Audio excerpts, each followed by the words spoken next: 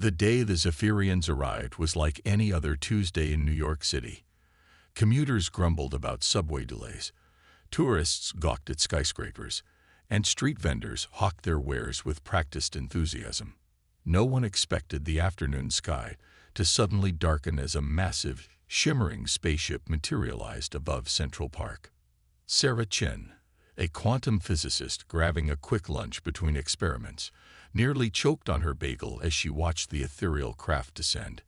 Its surface rippled like liquid mercury, defying all known laws of physics. As panic began to spread through the crowded streets, a resonant voice boomed from the ship, somehow understood by everyone regardless of their native language. People of Earth, we are the Zephyrians. Your planet is now under our protection and guidance. Resistance is unnecessary. We come to elevate your species. Sarah's scientific mind raced with questions, but before she could process the implications, the ship's underside opened. Expectations of terrifying alien monsters or world-ending weapons were shattered as what looked like elegant, wispy creatures floated down from the craft. They were tall, at least 9 feet, with translucent skin that shimmered with bioluminescent patterns. Their limbs were long and graceful, and they moved with an otherworldly fluidity. The awe-inspiring entrance was somewhat undermined, however, when the first Zephyrian to touch the ground immediately crumpled into an ungainly heap. "What the?" Sarah muttered, watching as more aliens descended, each collapsing upon contact with Earth's surface. The Zephyrians' elegant bodies, apparently evolved for life in lower gravity, were comically ill-suited to Earth's conditions. As the aliens struggled to right themselves, their movements resembling newborn giraffes on roller skates, the initial fear among the human onlookers began to fade. Confused murmurs gave way to hesitant chuckles, then outright laughter. "Hey, buddy," a hot dog vendor called out to a nearby Zephyrian, attempting to use a park bench for support. "Gravity's a bit of a doozy, huh?" The alien's response was a series of melodic trills that sounded suspiciously like interstellar profanity. Sarah, her scientific curiosity overcoming her caution, approached one of the fallen Zephyrians. "Excuse me," she said, trying to keep a straight face. "I'm Dr. Sarah Chen. Can I ask what gravity you're accustomed to on your home world?" The Zephyrian, its iridescent skin flushing a deep purple that Sarah suspected indicated embarrassment, responded in that same universally understood voice. "Our simulations suggested Earth's gravity was negligible. This is impossible." As Sarah helped the alien to its feet, all 4 of them, she couldn't help but grin. "Well, welcome to Earth.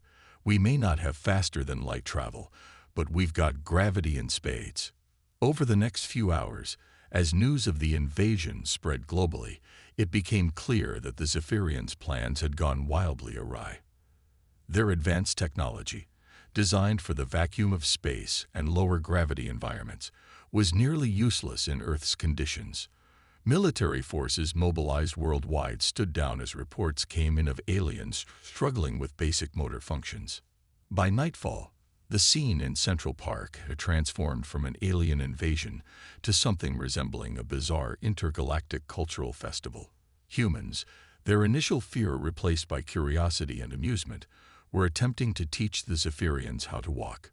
The aliens, for their part, seemed increasingly baffled by humanity's resilience in what they considered crushing gravitational conditions. As Sarah watched a group of breakdancers demonstrating their moves to a bewildered Zephyrian audience, she realized that Earth's first contact with alien life had taken a turn no one could have predicted. The galaxy, it seemed, had grossly underestimated humanity and the little blue planet they called home. Little did Sarah know, this was just the beginning of Earth's unexpected waltz with the stars, a cosmic dance that would reshape the galaxy in ways no one, human or alien, could have imagined. In the weeks following the Zephyrians' awkward arrival, Earth found itself in an unprecedented situation. The aliens, unable to execute their original colonization plans, were now essentially stranded on a planet they could barely navigate. Governments worldwide scrambled to develop protocols for this unexpected invasion. while citizens alternated between cautious curiosity and bemused acceptance of their new gangly neighbors. Sarah Chen, having become an impromptu liaison between humans and Zephyrians due to her scientific background and open-minded approach, found herself at the center of this interstellar cultural exchange. She stood in a hastily converted gymnasium in New York, watching as a group of Zephyrians attempted to master the art of walking in Earth's gravity. "Remember," Sarah called out, trying not to laugh as a particularly tall Zephyrian named Zix stumbled for the umpteenth time. "Keep your center of gravity low. Bend your knees. All four of them." Zix warbled something that sounded suspiciously like "easier said than done, human," before face-planting spectacularly onto the padded floor. Meanwhile, in Washington, D.C., world leaders gathered for an emergency summit to address the Zephyrian situation.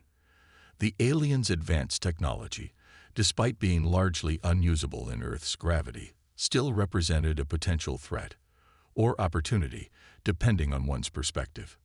"We cannot ignore the fact that these beings possess knowledge far beyond our own," the U.S. President argued.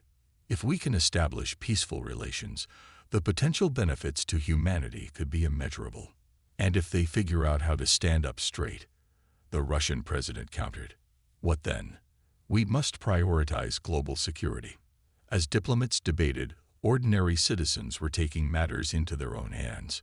In parks and public spaces worldwide, impromptu gravity clinics sprang up, with humans volunteering to help Zephyrians adapt to Earth's conditions.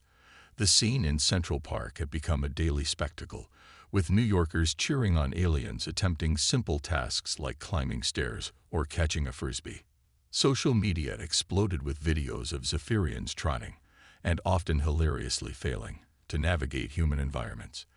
The Zephyrian Challenge, which involved attempting everyday tasks while wearing weights to simulate the alien struggle, went viral globally. But it wasn't all fun and games. Sarah and her team of scientists worked tirelessly to understand Zephyrian physiology and help them acclimate. In a lab converted from an old warehouse, Sarah examined data from their latest experiments. "Their muscle density is increasing," she mused, studying a holographic display. "And their bone structure is already showing signs of adaptation. It's remarkable how quickly they're evolving to suit our environment." Her colleague, Dr. Rajesh Kapoor, nodded in agreement. "But the real question is, what happens when they fully adapt? Will they still want to elevate our species?" Sarah frowned, considering the implications. The Zephyrians' initial patronizing attitude had somewhat diminished as they struggled with Earth's gravity, but their technological superiority was undeniable. What would happen when they could finally stand on equal footing, literally and figuratively, with humans?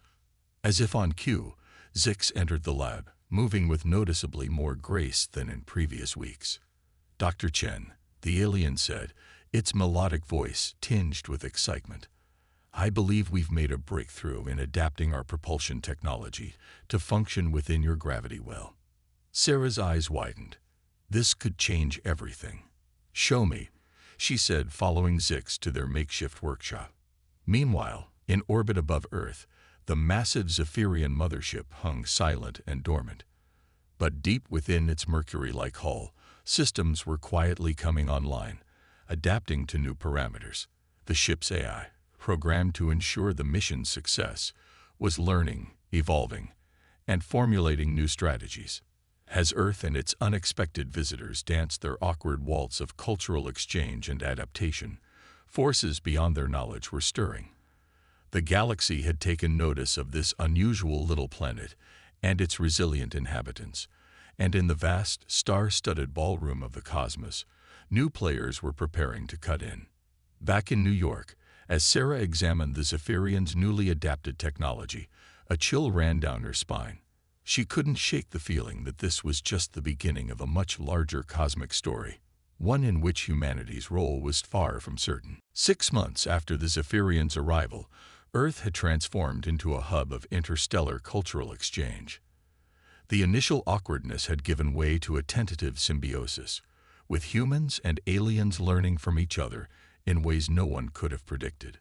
In the heart of Tokyo, Sarah Chen stood before a mixed audience of humans and Zephyrians, her excitement palpable. "Today," she announced, "we're unveiling the first fully functional quantum computer built with Zephyrian technology and adapted for Earth's conditions." The crowd murmured in awe as Sarah activated the device. Holographic displays sprang to life, showcasing calculations that would have taken traditional supercomputers millennia to process. "This," Sarah continued, "is just the beginning of what our two species can accomplish together." Zix, now moving with considerably more grace, stepped forward. "And we have learned much from you as well," the alien said. "Human resilience and adaptability are traits we had not encountered in our explorations. Your species' ability to thrive in what we considered harsh conditions has humbled us." As the presentation concluded, Sarah couldn't help but reflect on the whirlwind of changes the past months had brought. Cities worldwide now sported a blend of human and Zephyrian architecture, with gravity-defying structures that seemed to defy physics standing alongside classic skyscrapers. In schools, children learned xenobiology alongside traditional subjects, while Zephyrian youngsters, as much as Sarah could tell they were young, struggled with the concept of recess and the apparently universal appeal of playground games. But it wasn't all smooth sailing. In a small town in the American Midwest, tensions flared as a group of protesters gathered outside a newly established Zephyrian community center. "Earth for humans," they chanted, waving signs with slogans like "Gravity is our birthright" and "Go float back home." The town's mayor, flanked by both human and Zephyrian security, addressed the crowd. "I understand your concerns," she said, her voice firm but empathetic. "Change is never easy, but I've seen firsthand the benefits of this cultural exchange. The Zephyrians' medical technology alone has already saved countless lives in our community." As if to underscore her point, a young boy in a wheelchair rolled forward, accompanied by a Zephyrian wearing what looked like a high-tech exoskeleton. "Before they came," the boy said, his voice shaky but determined, "the doctors said I'd never walk again. Now, look." With a whir of advanced machinery, the exoskeleton activated, gently lifting the boy to his feet. The crowd fell silent, then erupted in a mix of cheers and confused murmurs. Meanwhile, in orbit, the Zephyrian mothership had come alive with activity, but it wasn't preparation for an invasion. Instead, it had become a sort of interstellar bed and breakfast, hosting curious alien tourists from across the galaxy who had heard tales of the strange, gravity-heavy world and its unusually adaptable inhabitants. Aboard the ship, a group of blob-like Andromedans struggled in the artificial Earth gravity chamber, while a trio of crystalline Sirians argued over the merits of human cuisine they had sampled on the surface. "I tell you," one Sirian chimed, its facets glittering with excitement, "this pizza is a culinary masterpiece. The interplay of flavors, the textural contrast." "Bah," another interrupted, its crystals dulling in disagreement. "It's nothing compared to the elegant simplicity of sushi." Back on Earth, as night fell over New York, Sarah and Zix stood on the observation deck of the Empire State Building, gazing at the city's transformed skyline. "You know," Sarah mused, "when you first arrived, I thought we were in for either an invasion or some kind of patronizing uplifting of our primitive species. I never imagined this." Zix's skin rippled with patterns that Sarah had learned to interpret as amusement. "Nor did we," the alien admitted. "Your world has changed us as much as we have changed it. Perhaps more." As they watched, a streak of light crossed the sky. Another alien ship arriving to witness the unexpected marvel that Earth had become. Sarah smiled, realizing that humanity's first steps into the galactic community were nothing like the sci-fi stories she'd grown up with. Instead of conquering the stars, they had somehow convinced the stars to come to them. But as Earth waltzed into its new role as an interstellar melting pot, neither Sarah nor anyone else realized that they were about to face their greatest challenge yet. For in the vast cosmic ballroom, not every dancer had benign intentions, and Earth's gravity was about to become the least of their worries. As Earth's reputation spread across the cosmos, the planet transformed from an obscure backwater to the galaxy's hottest destination. The solar system, once a quiet neighborhood, now bustled with interstellar traffic. Sarah Chen, now serving as Earth's ambassador to the Galactic Council, stood on the newly constructed space elevator, watching ships of all shapes and sizes approach the planet. Some resembled crystalline structures that refracted sunlight in dazzling patterns, while others looked like living clouds of gas, contained within shimmering force fields. Another busy day at the office, Sarah mused to Zix, who had become her closest alien confidant. Zix's skin rippled with patterns of agreement. Indeed, the latest reports showed tourist numbers have quadrupled in the last month alone. Your world has become quite the sensation. As they descended to the surface, Sarah reflected on the rapid changes Earth had undergone. Cities now boasted districts catering to various alien physiologies, with low-gravity zones for species unused to Earth's pull and high-pressure habitats for beings from gas giants. In what was once Central Park, a massive biodome now housed a variety of alien flora, creating a mesmerizing alien botanical garden. Tourists of all species wandered the paths, marveling at the interplay of terrestrial and extraterrestrial life. But Earth's newfound popularity wasn't without its challenges. In Geneva, the United Nations Extraterrestrial Affairs Committee, UNEAC, was in session, grappling with the complexities of their new reality. The influx of alien technology is advancing our scientific understanding by centuries, argued the representative from Japan. But we must consider the cultural impact. Our world is changing faster than our societies can adapt.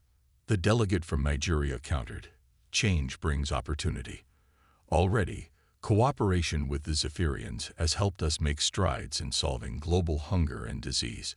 We cannot turn back now. As the debate raged on, a commotion outside caught everyone's attention. A group of protesters, both human and alien, had gathered, carrying signs with slogans like "Earth is not a theme park" and "Respect indigenous cultures," both human and alien. Meanwhile, in a secret facility deep beneath the Himalayas, Dr. Rajesh Kapoor led a team of international scientists in studying the most exotic alien artifacts. The potential applications are mind-boggling, he explained to a group of wide-eyed grad students. This device alone could revolutionize our understanding of dark matter. Just then, an alarm blared. One of the artifacts, a swirling vortex of energy contained within a pyramidal structure, had begun to pulse erratically. "Everyone out now," Rajesh shouted, initiating emergency protocols. As the facility evacuated, the artifact exploded in a burst of multidimensional energy, tearing a small but significant hole in the fabric of space-time. News of the incident spread quickly, causing panic in some quarters and excitement in others. Conspiracy theorists had a field day, while governments scrambled to contain the situation. In orbit, aboard the International Space Station, now expanded and upgraded with alien tech, astronauts and alien visitors alike watched in awe as a shimmer of distorted space appeared over the Himalayas, visible even from space. Sarah, upon hearing the news, rushed to the site with a team of human and alien experts. As they approached the anomaly, their instruments went haywire. "It's a tear in space-time," a multi-tentacled alien scientist announced, its eye stalks quivering with a mix of fear and excitement. A doorway to somewhere else. Before they could react, the tear widened and something began to emerge. It wasn't a ship or any recognizable form of life. Instead, it looked like a living fractal, constantly shifting and redefining itself. "Greetings, denizens of the gravity realm," a voice echoed in their minds. "We are the Axiom, travelers from the 11th dimension. Your quaint planet has caused quite a stir in the higher planes of existence." Sarah, drawing on all her diplomatic experience, stepped forward. "Welcome to Earth," she said, trying to keep her voice steady. "We come in peace and hope for mutual understanding." The fractal beings seemed to ripple with amusement. Peace. Understanding. Such limited concepts. We come to observe the cosmic experiment that is your world, a crucible of gravity and diversity, where the galaxy's cultures collide. Most intriguing. As news of the Axiom's arrival spread, Earth found itself at the center of not just galactic, but multidimensional attention. The cosmic dance had taken an unexpected turn, and humanity would need all its adaptability to keep up with this new mind-bending rhythm. Zix, standing beside Sarah, voiced the thought on everyone's mind.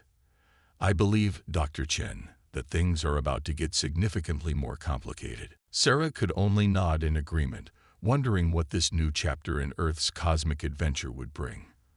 The gravity of the situation, both literal and figurative, weighed heavily on her mind as she prepared to face this latest, most bizarre challenge yet. A year after the arrival of the Axiom, Earth had settled into its role as the galaxy's most intriguing melting pot, with beings from across the cosmos and multiple dimensions now calling the planet home. Humanity faced its greatest challenge yet, hosting the first-ever Cosmic Olympics.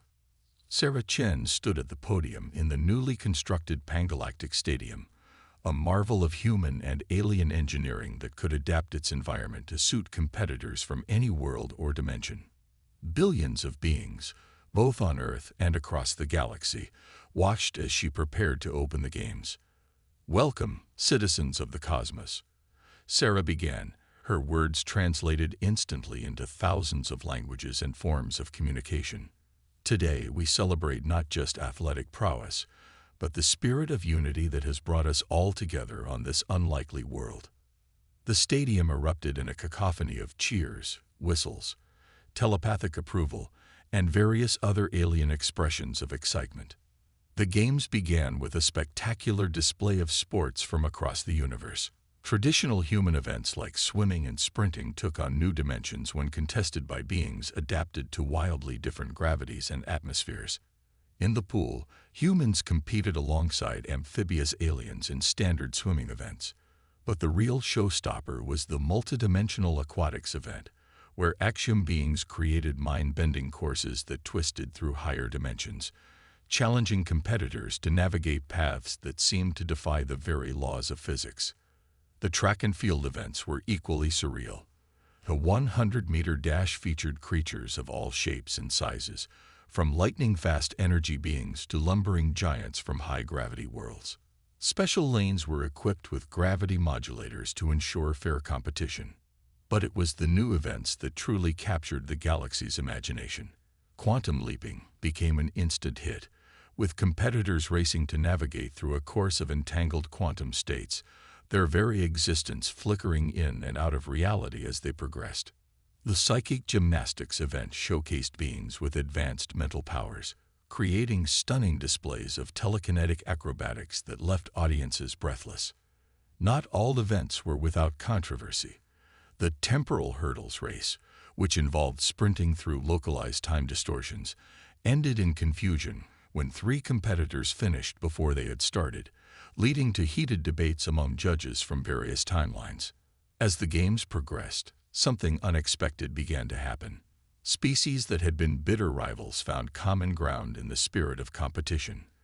The Zorkans and Bliplops, whose civilizations had been at war for millennia, were seen sharing tactics for the Zero-G wrestling event. Humans, despite their physical limitations compared to many alien species, surprised everyone with their versatility and determination. A human gymnast partnered with a gaseous entity from Jupiter in the interspecies paired anti-gravity dance, won gold with a routine that left even the Axiom judges speechless. But it wasn't all smooth sailing. Midway through the games, a group calling themselves purists attempted to sabotage several events, claiming that the mixing of species and dimensions was unnatural. Their efforts were thwarted by an unlikely alliance of human security forces and telepathic octopoid beings from Epsilon Eridani. As the final days of the Olympics approached, the entire galaxy held its breath for the most anticipated event, the multiversal marathon. Competitors from parallel Earths joined the race, each representing a different version of humanity and their alien allies. Sarah watched from the command center as the racers took their marks. The course would take them not just across the Earth's surface, but through portals to other worlds, dimensions, and even moments in time. "It's more than just a race," Six commented, standing beside her. "It's a journey through the very fabric of our shared cosmos." As the starting signal echoed across realities, Sarah couldn't help but feel a sense of awe. In just a few short years, humanity had gone from a species confined to one world to hosts of the greatest show in the universe. The marathon began, and with it, a new chapter in Earth's cosmic journey. As competitors vanished into swirling portals, leaving trails of stardust and quantum foam in their wake, Sarah realized that win or lose, humanity had already achieved something remarkable. They had brought the galaxy together, not through conquest or technology, but through the simple, universal joy of sport and camaraderie. As the games neared their conclusion, the galaxy watched in anticipation. But little did they know, forces were aligning that would soon test this newfound unity in ways no one could have imagined. The Cosmic Olympics were just the warm-up for an even greater challenge that loomed on the horizon. In the aftermath of the Cosmic Olympics, Earth found itself at the center of a complex web of interstellar politics. The Games had brought unprecedented unity, but they had also exposed underlying tensions and conflicts that had long simmered beneath the surface of galactic society. Sarah Chen, now unofficially known as the Voice of Earth, sat in a chamber that defied conventional physics. The Galactic Council's meeting room existed simultaneously in multiple dimensions, allowing representatives from all corners of the cosmos to attend in their native forms. "Order, please," boomed the council president, a being of pure energy contained within a crystalline matrix. "We must address the Epsilon Accords." The Epsilon Accords were meant to establish guidelines for technological exchange between advanced and developing civilizations. Earth, straddling the line between the two categories, found itself in a unique and precarious position. "Earth has proven itself a valuable member of the galactic community," Sarah began, her words resonating across dimensions. "We propose a gradual integration of advanced technologies, with safeguards to prevent misuse." A chorus of overlapping voices filled the chamber. The Zephyrians, now fully adapted to Earth's gravity, supported Sarah's proposal. Other factions were less enthusiastic. "Absurd," screeched a representative of the Hexadecimal Collective, a group of AI-governed worlds. "Earth's humans have barely mastered their own planet. Giving them access to dimension-folding technology or zero-point energy would be catastrophic." Debates raged for what felt like eons. Time flowed differently in the multidimensional chamber, and Sarah found herself aging minutes in some moments and decades in others. The strain of transdimensional diplomacy was taking its toll. Meanwhile, back on Earth, the repercussions of their newfound cosmic importance were being felt. In New York, now a sprawling megalopolis of human and alien architecture, protests erupted outside the United Earth Embassy. "No more alien influence," shouted one group, their signs a mix of English and various alien scripts. "Preserve human culture." Across the street, a counter-protest had formed. "Forward together," they chanted. "Earth for all sentient beings." Zix, watching the scenes unfold on a holographic display, turned to Dr. Rajesh Kapoor with concern. "I fear we may have pushed too far, too fast," the alien mused. Rajesh nodded gravely. "Change is never easy. Humanity has faced a millennium's worth of progress in just a few years. Growing pains are inevitable." Their conversation was interrupted by an urgent alert.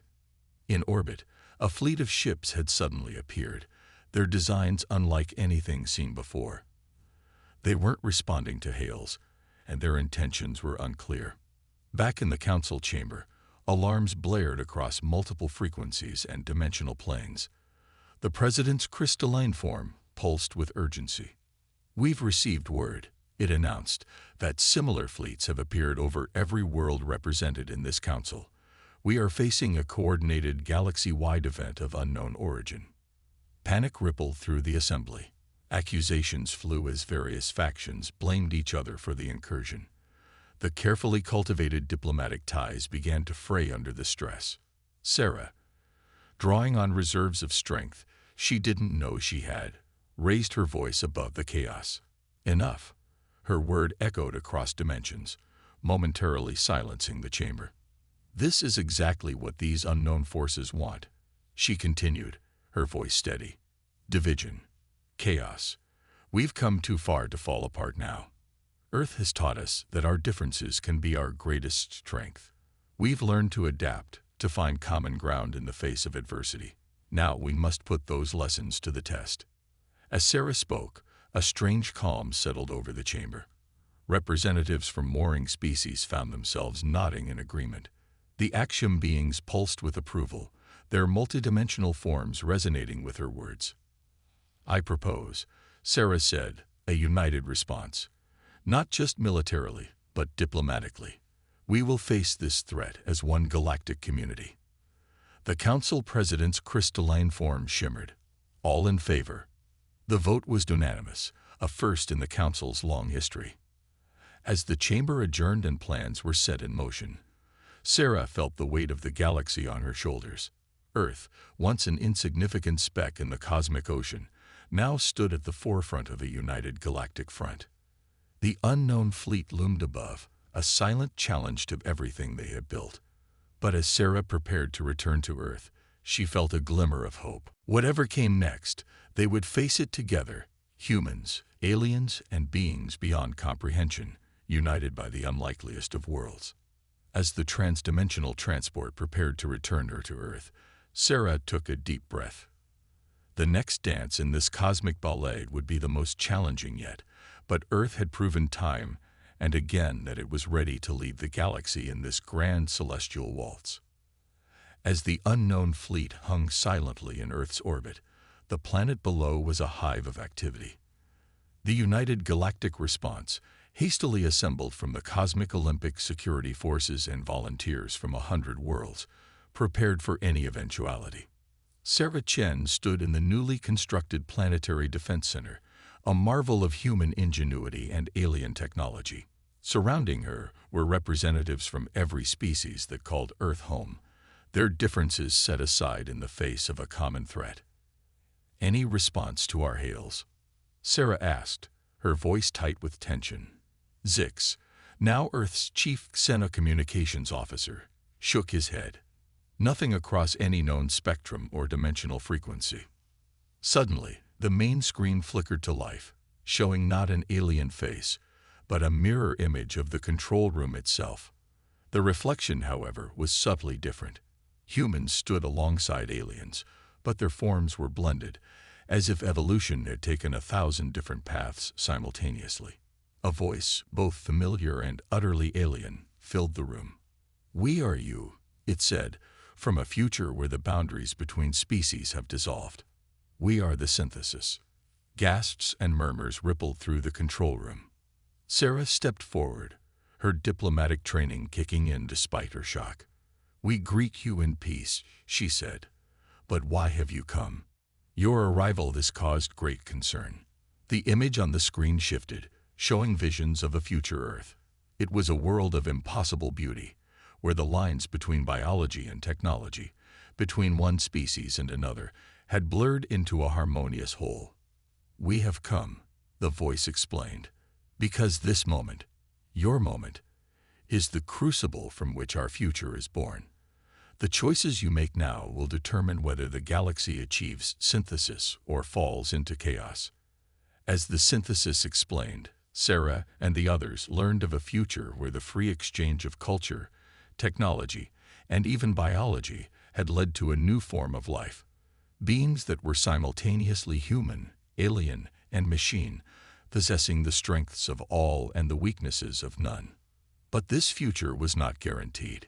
In many possible timelines, fear and distrust led to war, destruction, and a galaxy fractured beyond repair. We cannot interfere directly, the synthesis said, but we can offer a choice. With those words, the fleet above Earth shimmered and changed. What were once warships became great arcologies, filled with knowledge and technology beyond imagination. Accept these gifts, the synthesis offered, and embrace a future of unity. Or reject them, cling to separation, and face the challenges ahead alone. The choice must be yours. The control room erupted in debate. Some urged immediate acceptance, while others counseled caution. The fate of not just Earth, but the entire galaxy hung in the balance. Sarah closed her eyes, feeling the weight of the moment. When she opened them, she saw not aliens and humans, but fellow beings, all grappling with the same fears and hopes. "We choose," Sarah said, her voice ringing with certainty, "to move forward together. Not because it's easy, but because it's right. We choose synthesis." As her words echoed across the planet and beyond, the Orcs descended. Their landing marked not an end, but a beginning. The knowledge they contained would take generations to fully understand, but its impact was immediate. In the years that followed, Earth became the center of a great transformation. Humans and aliens alike began to change, not losing their uniqueness, but gaining understanding of each other on the deepest level. Cities morphed into living ecosystems, technology blended seamlessly with nature, and the barriers between species blurred. The Galactic Council evolved into a true union of minds and spirits, with Earth at its heart. Sarah, her own form now a blend of human and alien aspects, stood atop the great archive of worlds, once the Empire State Building. Beside her, Zix, Rajesh, and a host of beings that defied easy categorization watched the sunset. "Did we choose right?" Rajesh asked, his voice carrying echoes of the crystalline beings he had partially merged with. Sarah smiled, her eyes reflecting the stars that were now as much home as Earth itself. "Look around," she said. "We didn't just choose right. We chose to become more than we ever imagined." As night fell, the sky above Earth glittered not just with stars, but with the lights of 1,000,000,000,000 worlds, all connected, all part of the great cosmic dance that humanity had, against all odds, learned to lead.